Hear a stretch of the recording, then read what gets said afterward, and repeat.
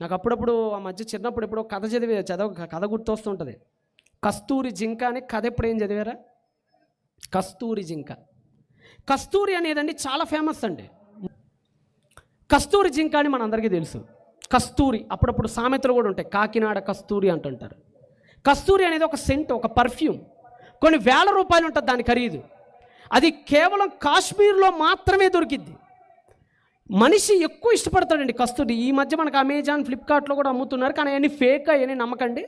నిజమైన కస్తూరి మాత్రం కశ్మీర్ లోయలో మాత్రమే దొరికింది. మనిషికి ఇక్కడ నేను కొట్టుకున్నాను అనుకోండి, ఉదాహరణకు చెప్తున్నా, ఇక్కడ నేను కస్తూరి అనే సెంటును కొట్టుకుంటే ఆ మెయిన్ రోడ్ దాకా వచ్చిందండి వాసన. ఈ అడ్వర్టైజ్మెంట్లని దొంగ అడ్వర్టైజ్ మీ అందరికీ తెలుసు. అదేదో టూత్ పేస్ట్ ఒకటి ఉంటుంది యాడ్, దగ్గరకెగరా నీ నట నవ్వితేనట ఆడాలందరూ వచ్చి వాటేసుకుంటారట. విన్నారా? ఇది ఈ గబ్బు వాసనకే దేనికి? అదేదో సోపు సెంటు ఏదో ఉంటాయి కదండి, ఆ సెంటు ఇట్ట కొడితేనట అక్కడెక్కడ ఉన్న ఆడాలందరూ వచ్చేసి వీడి దగ్గరికి వెళ్ళి ఈయన వాటేసుకుంటారట. ఇవన్నీ ఏమవుతాయండి, వాంతులు వస్తుంటాయి కొన్ని సెంట్లు చూస్తుంటాయి. నిజంగా కస్తూరి అనే వాసన ఒక్కసారి చూశారనుకోండి మీరు, దానికి మించిన సువాసన ఈ ప్రపంచంలో ఎక్కడ ఉండదు.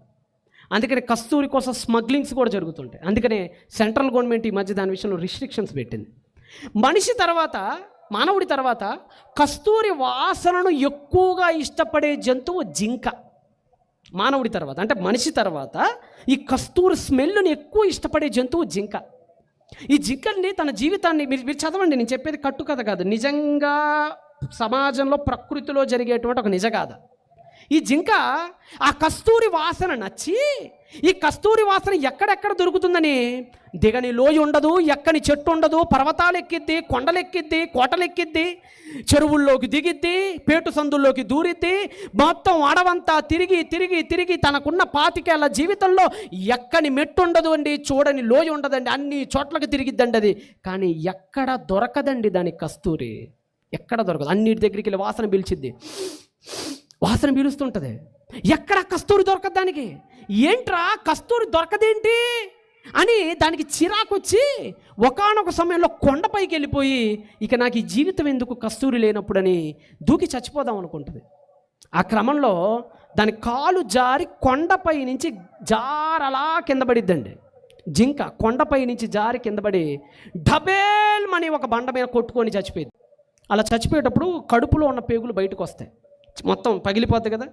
ఆ కొనూపిరిలో ఉంటుంది ఆ జింక. అప్పుడే ఆ కొనూపిరిలో ఉన్నప్పుడు లేదు, ఇది తన జీవితం అంతా ఏ కస్తూరి కోసమైతే వెతికిందో ఆ వాసన అప్పుడు తగిలిద్ది దానికి. ఎప్పుడు చచ్చిపోయేటప్పుడు రక్తం అంతా కారు ఏరులై పారిపోతున్నప్పుడు ముక్కుతో పీలుస్తుంది అని, అప్పుడు దానికి కస్తూరి జరిగింది. అబ్బా, దీనికోసమే కదా, ఈ కస్తూరి కోసమే కదా ఎన్నో కొండలు ఎక్కాను, ఎన్నో లోయలు దిగాను, ఎన్నో చెరువులు ఎక్కాను, ప్రాణాలకు తెగించి ఎంతో కష్టపడి 20 ఏళ్ళ జీవితాన్ని వ్యర్థం చేసుకున్నాను. ఇక్కడుందా ఈ కస్తూరి, ఎక్కడుందని తలకాయ చచ్చిపోయేటప్పుడు ఆ తలకాయను కొనుపిడితో అటు ఇటు తిప్పుతూ ఉంటుంది అది. అప్పుడు దానికి అర్థం కాని విషయం ఏంటంటే కిందకు ఒకసారి చూస్తున్నప్పుడు ఆ వాసన తన కడుపులో నుండే రావటం గమనించి ఏంటి ఎక్కడి నుంచి వస్తుంది వాసన అని ముక్కుని కడుపు దగ్గరికి తీసుకెళ్ళిద్ది. అప్పుడు కడుపులో నుంచి వాసన వస్తుంది.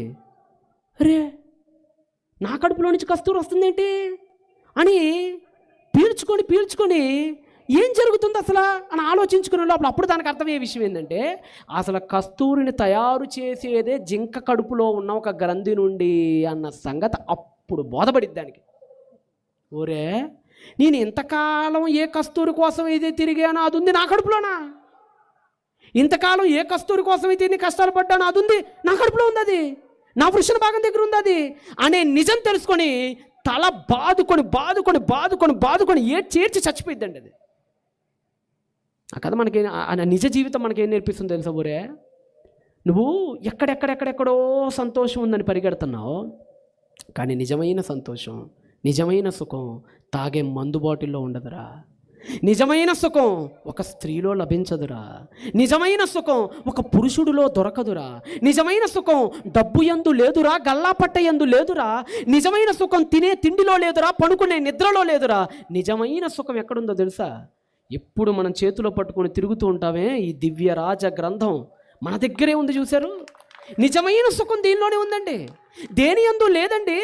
ఈ నిజం మనకు తెలిసే సమయానికి మనం కూడా చచ్చిపోతామండి కస్తూరి జింకలాగా. అది ఎలా సుఖం కోసం ఎక్కడెక్కడెక్కడెక్కడ తిరిగిందో మనం కూడా సుఖం స్త్రీలో దొరికిద్దని. స్త్రీ వైపు స్త్రీ అయితే, పురుషుడు వైపు ఇంకొకడేమో మందు వైపు, ఇంకొకటి ఏమో సిగరెట్ వైపు, ఎక్కడెక్కడో తిరుగుతున్నాడు. కానీ కొన ఊపిరి ఆగే సమయానికి ఆడికి తెలిసే నిజం ఏంటో తెలుసా? నిజమైన సంతోషం, నిజమైన సుఖం వీటి యందు ఎక్కడా లేదు. నన్ను కన్న నా తండ్రి యందు భయభక్తులు కలిగి ఉండుటయే నిజమైన సంతోషం అని గుర్తొచ్చే లోపల ఈ గుండె చప్పుడు ఆగిపోతుంది, ఈ శ్వాస నిశ్వాసలు నిలిచిపోతే, కళ్ళు తేలేస్తావు, నాలుక బయటకు వచ్చింది, శరీరాన్ని విడిచి ఆత్మ వెళ్ళిపోయి నరకాగ్ని గుండంలో జింక కొట్టుకున్నట్టు మనం కూడా ఇలా కొట్టుకునే ఒక రోజు రాబోతుంది.